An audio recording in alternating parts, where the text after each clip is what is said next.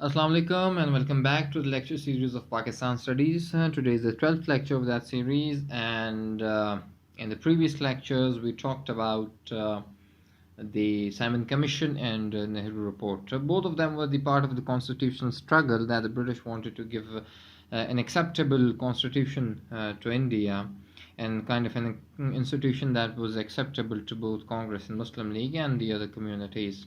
The biggest problem which the Britain faced at that time was the communal problem. As I told you earlier, that in communalism in India, part 1 and part 2, we talked in detail about the communal differences and the political differences which both Congress and Muslim League had. Congress argued that it was the representative political party of all the communities in India, including Muslims and Hindus both. However, Muslim League argued that no, Congress did not represent Muslims, as it was solely the representative of Hindus.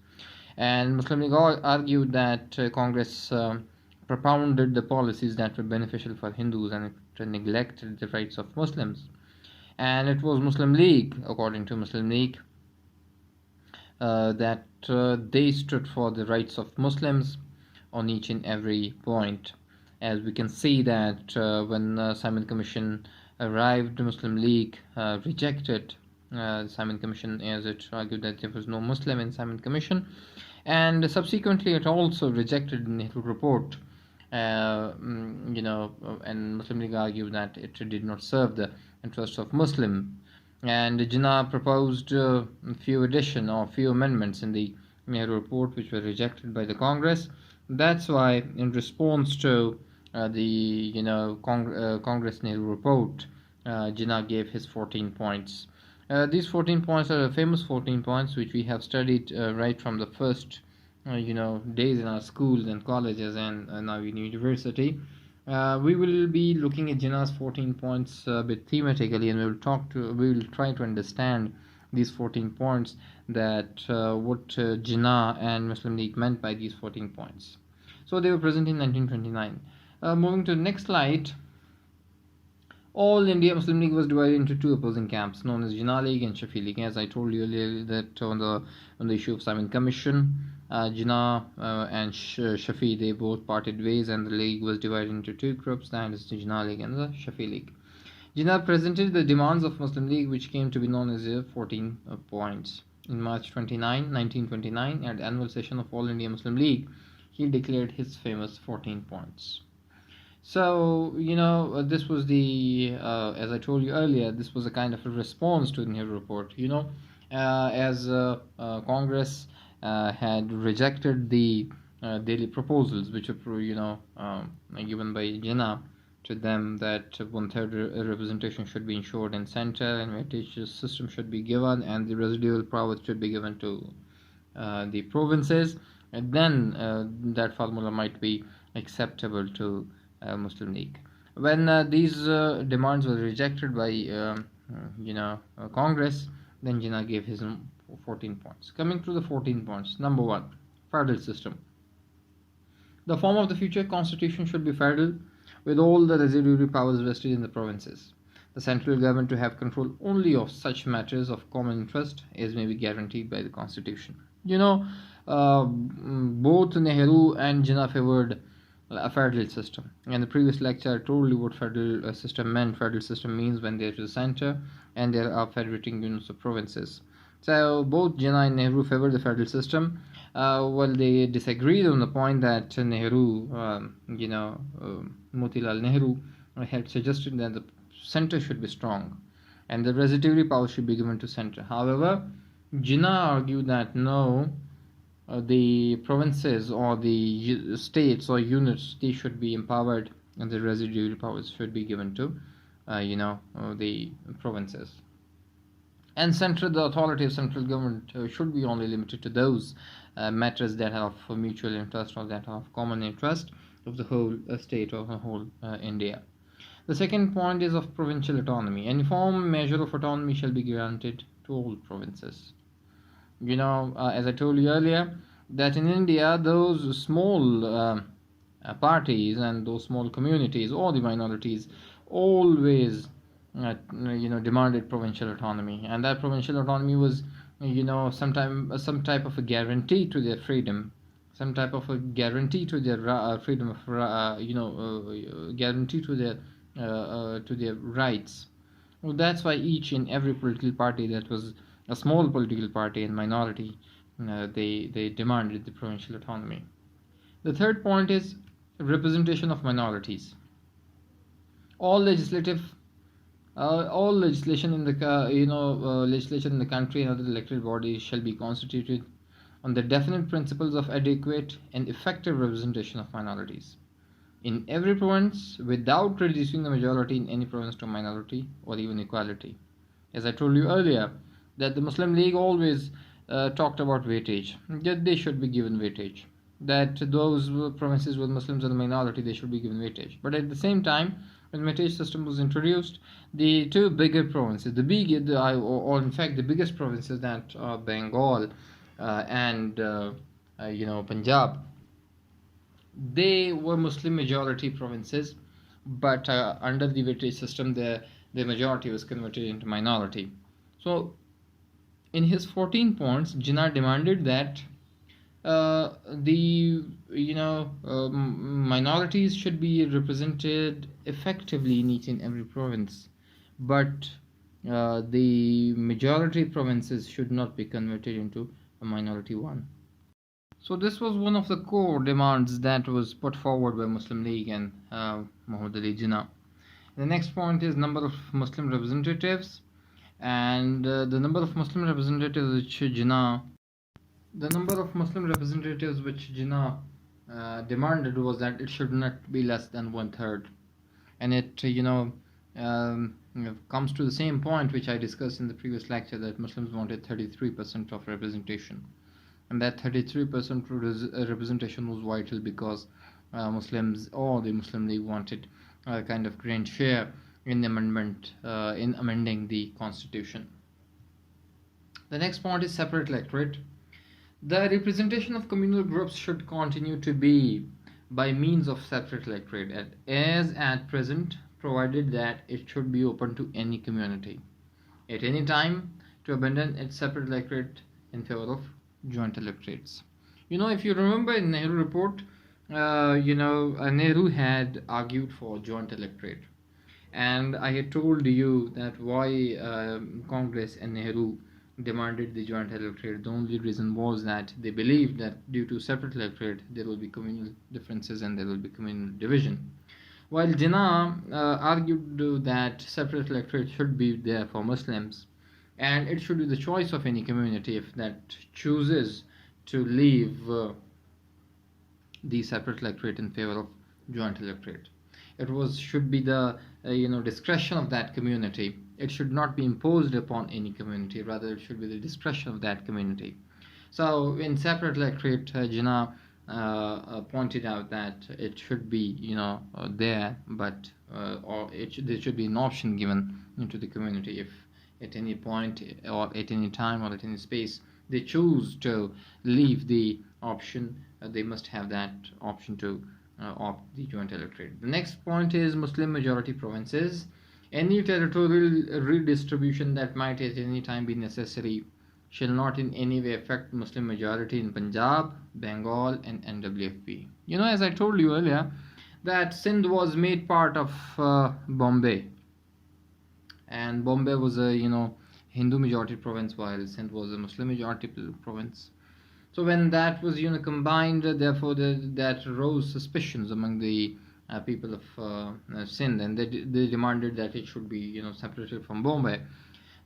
Pointing to that thing, Jinnah said that any territorial redistribution in any time, maybe if you want to create new provinces, if you want to merge few provinces, or if you want to divide few provinces, such as they did in Bengal in 1905, the partition of Bengal. Whatever any redistribution of territory may occur in future, he conditioned that redistribution with the point that the majorities of Muslims in Punjab, Bengal and NWFP should not be affected, because Muslims are in majority in these provinces, therefore they can form their own provincial governments. and even if Muslims can form their own governments, they will be in power. They can protect themselves from any incursion from outside. And therefore, any kind of redistribution should not be in this way, where the majorities of Muslims are affected in the given provinces. The next point is that full religious liberty of belief, worship, and observance, association, and education shall be guaranteed to all the communities. Religious liberty is quite important. The point about Jinnah being a liberal and secular is, always argued that he was a secular person, he was a liberal person. However, we may debate that point, but we all agree on this point that he believed in religious harmony. And it is quite interesting that the time period in which we are talking about, that is 1928-29, Jinnah was against the use of religion in politics. Jinnah criticized Gandhi for using religion in politics, because Jinnah thought that religion and politics are two separate things and they should not be intermingled. However, later point we can see that Jinnah also started using religion in politics. Well, that's another topic which we'll be taking up later. However, at this point in 1929, Jinnah said that religious liberty should be guaranteed to all the communities, whether that's Christian, whether that's Hindus, whether that's Muslims. So there lived many different communities in India. That's why Jinnah was the view that religious liberty should be ensured if there is any constitution coming up in the next few years. And next point is that 3/4 representation. No bill or resolution shall be passed in any legislative or any other elected body if 3/4 of the members of any community in that particular body oppose such a bill. If 3 out of 4 people, and if 75% of those community, for example, there's a bill in an assembly, whether that's central or provincial, and there are different communities. There's Hindu community, there's Muslim, there's Sikh community, and there are Parsi communities, Christian communities. If any community votes, 75% of that community votes against that bill, so it means the overwhelming majority of that community is against that bill. Therefore, that bill should be deemed null and void and should not be passed. This is the point which indicates that Jinnah wanted to secure a kind of position for himself or for Muslim League in the central and provincial legislative assemblies, where Muslim League, the members of Muslim League who may vote against such a bill that may be deemed null and void. The next point is separation of Sindh. Sindh should be separated from Bombay Presidency and constituted as a separate province. Nehru had taken up this point that Sindh should be separated from Bombay, with the condition, with the fact that if the government could bear its expenses. However, Jinnah and Muslim League demanded that Sindh should be separated from Bombay Presidency and should be made a full-fledged province with its own government. Next point is that reforms should be introduced in Northwest Frontier Province and Balochistan on the same footing as in the provinces. As you know, that Balochistan and WFP were, NWFP was not a full-fledged province, it was a governor province, but Balochistan was not even recognized as a province. Balochistan became a province in 1971. It was not a province. There was a Kalat state in Balochistan and Quetta, Quetta presidency there. So Balochistan itself was not a province at that time. So Jinnah demanded that reforms should be introduced both in Balochistan and WFP on the equal footing as that of the other provinces. Next point is that Muslims should be given adequate share along with other Indians in the services of state. As you know, that each and everyone needs a job. So accommodating Muslims should be the priority of the British, or Muslims should be given a due share in the services. Jinnah and Muslim League were aware of the fact that Hindus were far more better in education. Muslims were, backward. They could not compete with Hindus in the field of education, as they were more educated and Muslims were less educated. That's why Jinnah demanded that an adequate place should be given to Muslims in the government services. Protection of Muslims' culture and language. The constitution should embody, educate, safeguard for the protection of Muslim culture, language, religion, and civilization. Hindustan was the amalgamation of many religion, divergent cultures, languages, etc., etc. Jinnah demanded for Muslims protection of culture, religion, civilization, as Muslims had their own separate. According to Jinnah, Muslims' cultures was different. It was a different civilization and it had a different religion. The next point is that no cabinet, either central or provincial, is formed without being a proportion of at least 1/3 Muslim ministers. This is an interesting point again, that in the provincial or central cabinets, 1/3 representation of Muslims was necessary too. This was demanded by Jinnah. Next is central constitution and agreement of province. No change or amendment should be made in the constitution by the central legislature except with the concurrence of the states constituting the Indian Federation. You might be well aware of the fact that there exist two types of constitutions. Number one is rigid constitution, and number two is non-rigid constitution. A rigid constitution वो होता है कि जिसमें amendment बड़ी मुश्किल से होती है, और जो रिजिड कॉन्स्टिट्यूशन नहीं होता उसमें अमेंडमेंट या तरमीम आसानी से हो जाती है. So basically, Jinnah wants a rigid constitution where amendment should not be so easy, where a 2/3 majority should vote for that, and then if 3/4 of community opposes a bill, it should be deemed null and void, and 1/3 Muslim representation should be ensured. And then he says that amendment should not be done without the consent of the federating units or states. So this was because these all demands were aimed at the protection of Muslim rights from Hindu encroachments. So these were the 14 points which Jinnah proposed as a response to the Nehru report. And from here you can see that the views of both Muslim League and Congress were divergent. They thought they did not they were not thinking on the all India level. Rather, they were thinking about communal lines. They had marginalized themselves to the extent that they could not see beyond communities. Muslim League stood for the protection of Muslim rights, while Congress, being the champion of the claim that Hindus and Muslims both were part of its party, it could not ensure the guarantees which were demanded by the Muslim League. So when the British had sent Simon Commission, then in response to that, Nehru report was presented, and in response to Nehru report, Jinnah presented his 14 points.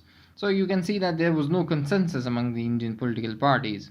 So in order to generate a consensus among the Indian political parties, the British government announced round table conferences. So the next topic is round table conferences. What do we mean by round table conferences? Round table conferences mean to ask the Indian leadership to come over to London, where they would sit together over a round table, and they would discuss their issues and they will come to a conclusion. So these were the 3 sessions of round table conferences. So coming to the first session of round table conferences, first session was held on 12th November 1930. And all parties were present except Congress, which had boycotted the session on the pretext that until Nehru report was implemented. Let me just take you back from a round table. In 1928, when the Nehru report was presented, and then later on the 14 points came, and 1930 the Simon Commission report was published. So Gandhi demanded that the Nehru report should be accepted and a constitution should be given to India, and he threatened if the Nehru report was not accepted, he is going to launch a civil disobedience movement. And when Nehru report was not accepted by the British government, he launched a civil disobedience movement. This civil disobedience is also called as Salt March. Salt was taken from British companies, and in India it was prohibited to you know make salt in your own homes. Gandhi, it is also called a Dandi March. He started his this march. He started the civil disobedience from his ashram, and then he went through Gujarat to Bombay. There he broke the salt law, and he made the salt. When he made the salt, he was arrested, and thousands of people, they also broke the salt law, and they also started civil disobedience movement. In civil disobedience, they just boycott the courts, they boycott the colleges, they boycott the government jobs, they boycott the use of foreign goods, and they start making their own local cloth, and they renounce their titles. So this is basically a civil disobedience movement. It's a peaceful movement, and during this movement, Gandhi was arrested, and the rest of leadership, all of them were arrested, and there was quite unrest in India. So meanwhile, in 1930, this roundtable conferences were announced, and when these conferences were announced, Congress said that it will boycott the roundtable conferences. So when in 1930, 12 November, the first session was opened, all the political parties, Muslim League and all of this, they were present except Congress. So Congress was the largest political party, the biggest one, and if it was absent, then obviously the roundtable could not be held. However, when the roundtable first session was opened, in it Congress was not absent.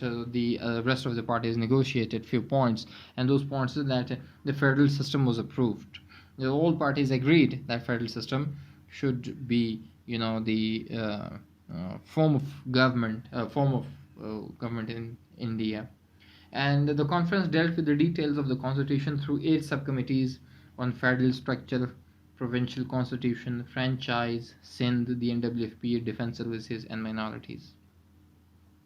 All these conferences, when they talked about the franchise, as I told you earlier, what is franchises, I'm not going to repeat it. The franchise, the constitution, the structure, federal structure, NWFP, and defense services, and minorities, they all were given to 8 subcommittees, and those 8 subcommittees had to come up with the recommendations, and those recommendations will be discussed in the second session, and then on they will be approved.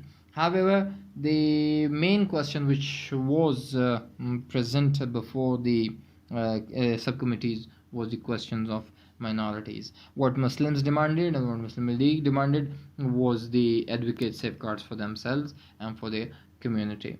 So this session was closed on 19 January 1931.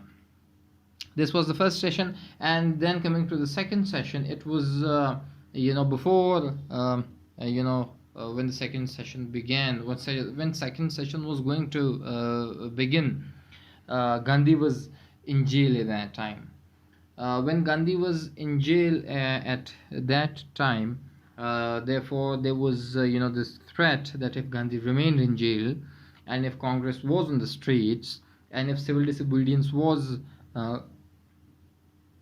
continued for a long time, then Congress will again boycott the second session. And it was not in the interest of British government or the British crown that these roundtable conferences may fail. Therefore, keeping this thing in their mind, they try to reach out to Gandhi and talk with him. And Lord Irwin, who was the viceroy of India at that time, he reached out to Gandhi, and he asked him, and they both talked to each other.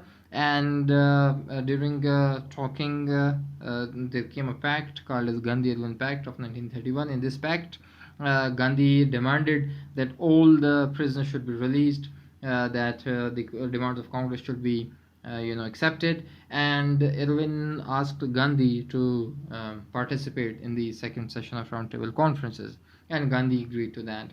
When the second session was opened, it was opened on September 7, 1931, and in this session, Congress was represented only by Gandhi, not anyone else, just Gandhi, and he claimed that he was a representative of whole India. No other leader was the rightful representative of the Indian people. Rather, Gandhi claimed that it was he who represented the Indian people, whether they are Muslims, Dalits, Sikhs, Christian, anyone.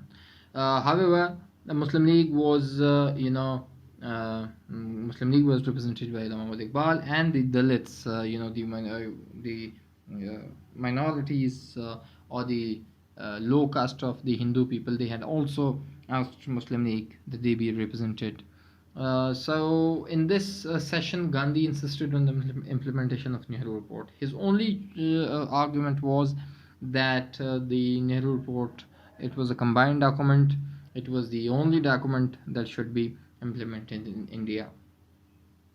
The rest of the structure of India, they almost reached to an agreement. Well, the only one question that remained unsolved was the communal problem, because Muslims had put forward the demands that Jinnah had presented in his 14 points. He demanded the educate guarantees from Nehru, from Congress, that educate guarantee should be ensured, that the representation of Muslims should be ensured, the provincial autonomy should be guaranteed, language issue should be resolved, and all that points were presented in that second session. However, the agreement could not be reached, and the second session was called off.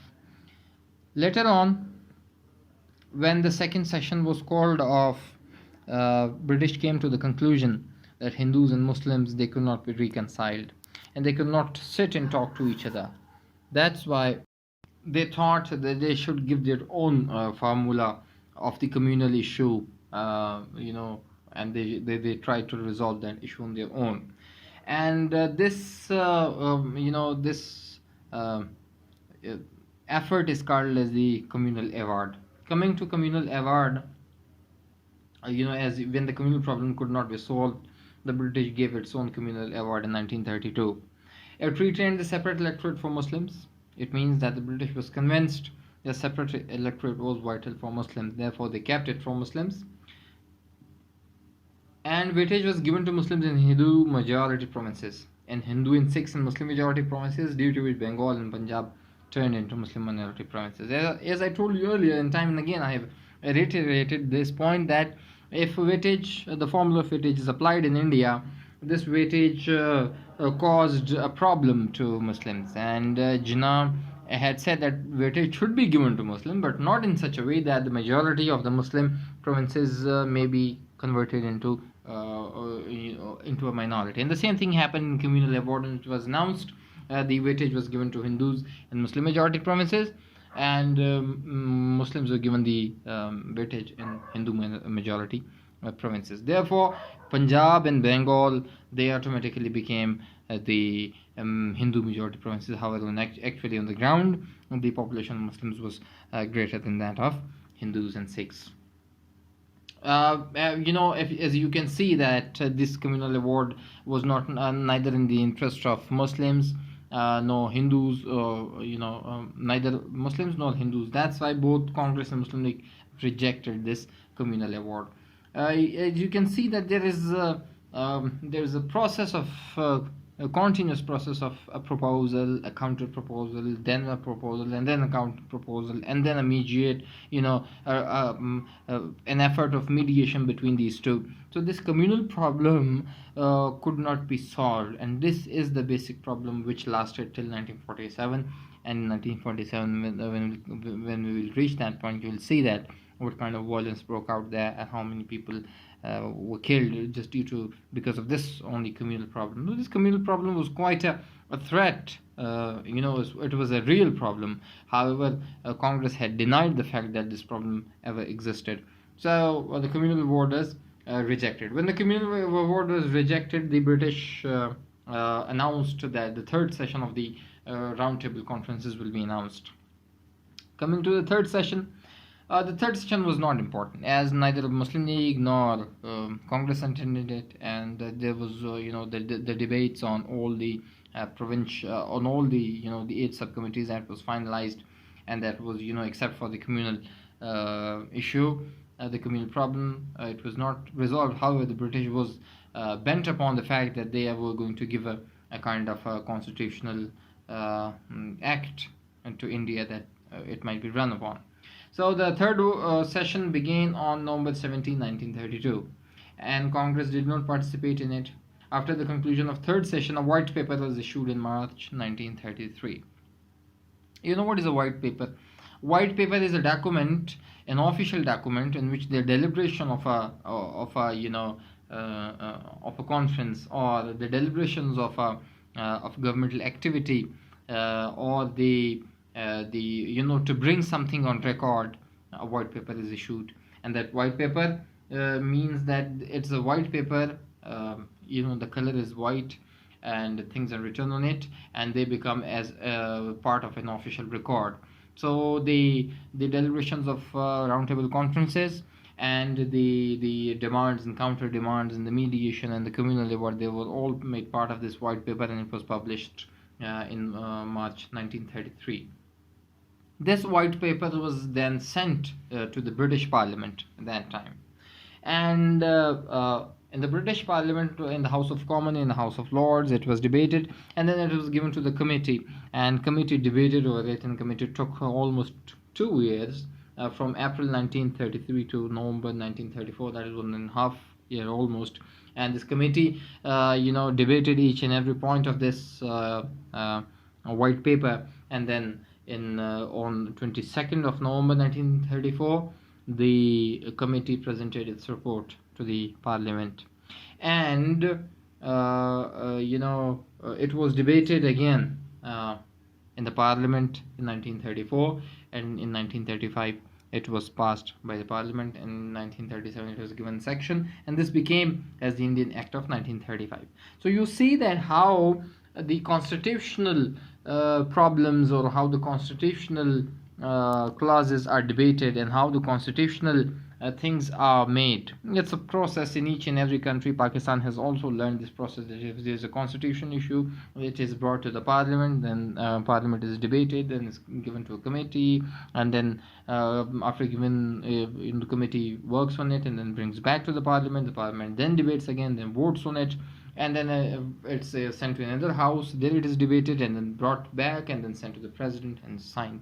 So this is basically the legislative process which we have inherited from the British India at that time. So 1935 Act was made after quite an effort. That effort started from 1927, and it took more than you can see that 8 years. 1930 Act of 1935. So the act of coming to next topic, and that is the Government of Indian Act 1935. I am not going to get into the background. I have already told you in detail that how Indian Act of 1935 was developed. It started from Simon Commission, and then ended in 1935 as an act of Government of India Act 1935. I will come directly to its points. And the first point is, the act proclaimed a bicameral legislature. The one house of assembly was called the Indian Legislature Assembly, and the house was of the Council of State.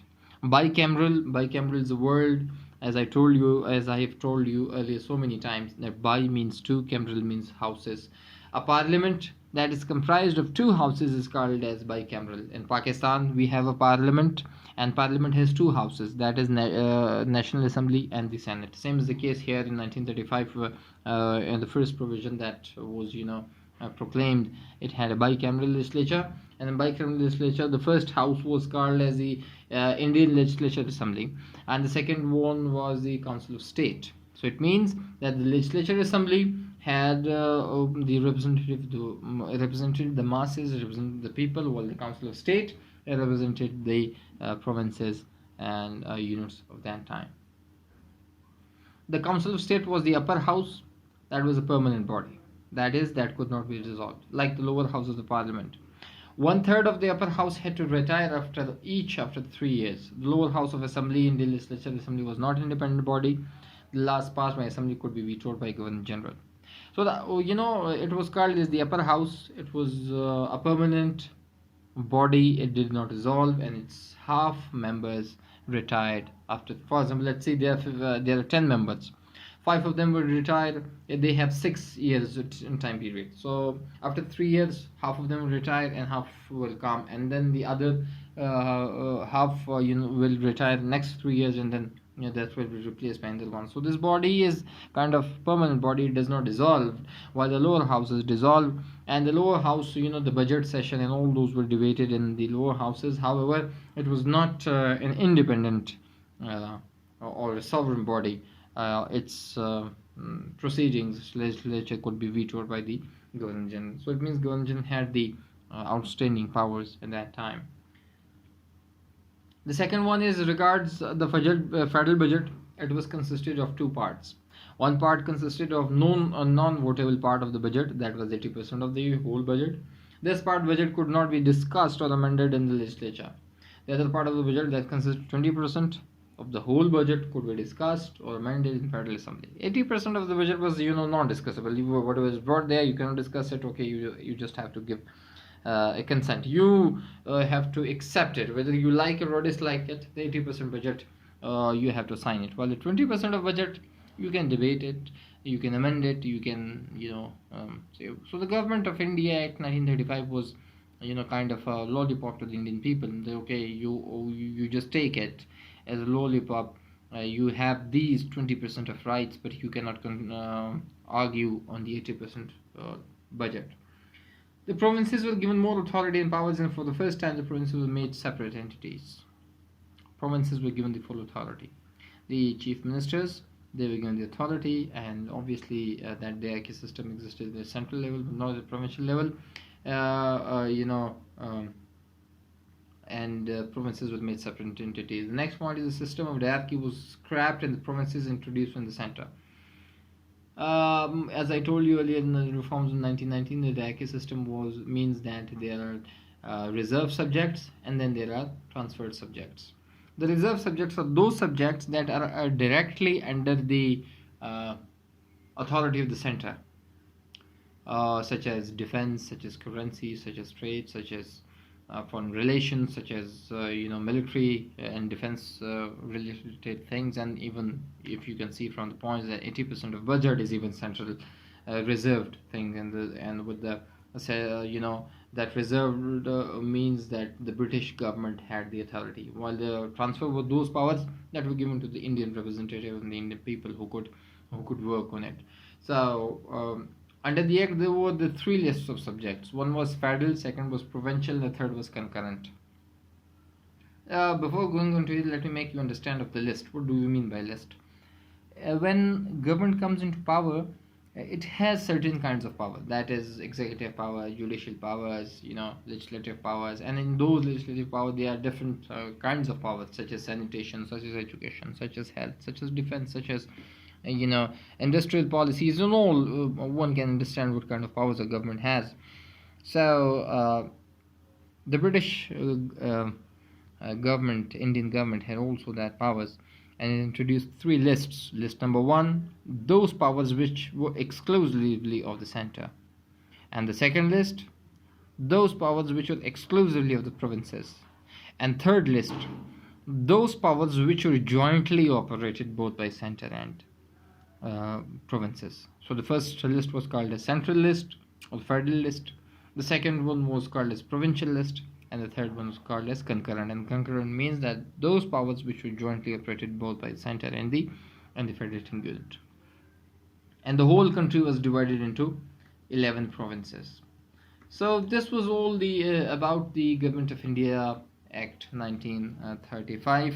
And as you can see that how the constitutional deliberations ended in coming up to the Indian Act of 1935.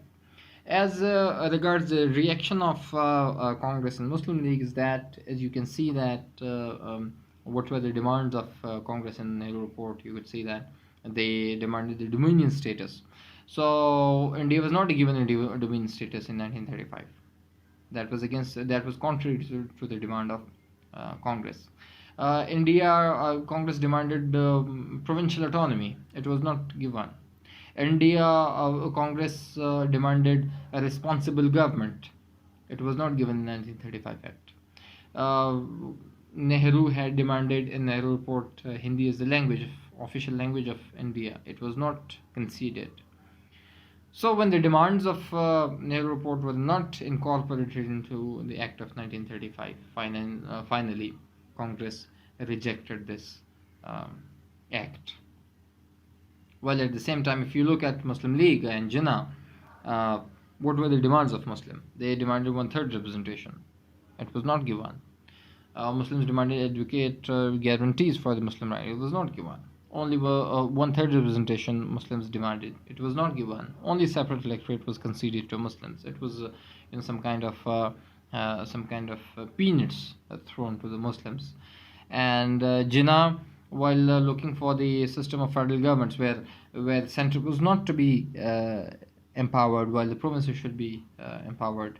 However, in India Act of 1935, center was all powerful, and above center, the Governor General was all powerful. That's why it was against the wishes and whims of Muslim League. So therefore, Muslim League also rejected it, and the other communities such as Sikhs and the many different parties, they all rejected the Indian Act of 1935. So this was all about the constitutional struggle that Muslims and Hindus, Congress and Muslim League, they struggle for each other. So if one thing is clear here, that both Congress and Muslim League failed to come to a logical conclusion or to resolve this communal problem. So this was the thaw between both Muslim League and Congress. The only central point was the communal questions. Muslim League demanded strong guarantees, or we call it constitutional guarantees, from the Congress, and Congress was not in a position to provide that. So today we are going to stop here on Government of India Act 1935, and then we will take up later the elections of 1936 and 7 and Congress ministries. Thank you, and Allah Hafiz.